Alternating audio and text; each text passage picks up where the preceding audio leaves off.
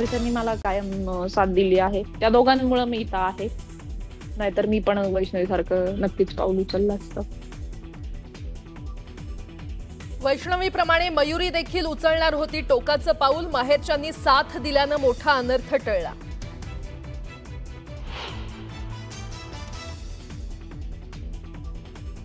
हगवणे कुटुंबियांकडून मोठ्या सुनेचाही छळ. सर्वात जास्त छळ नणदेकडूनच. मयुरीनं न्यूज 18 लोकमतवर मांडली कैफियत.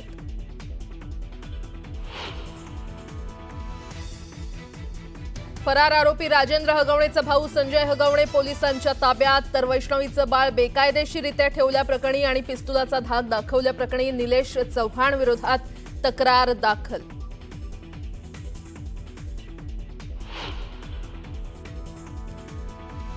धुळे रोकड प्रकरणाच्या एसआयटी चौकशीचं मुख्यमंत्र्यांचं आश्वासन. तर विधिमंडळाचे संशयित कक्ष अधिकारी किशोर पाटलांवर निलंबनाची कारवाई. विश्रामगृहातील खोलीत सापडले होते 1,84,00,000ची रक्कम.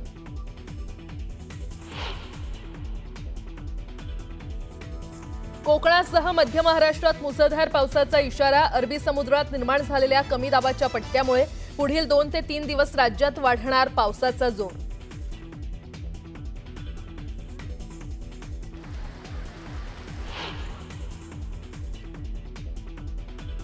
आणि खराब हवामानात अडकलेल्या दिल्ली श्रीनगर विमानाला पाकनं हवाई हद्दीत येण्याची परवानगी नाकारली.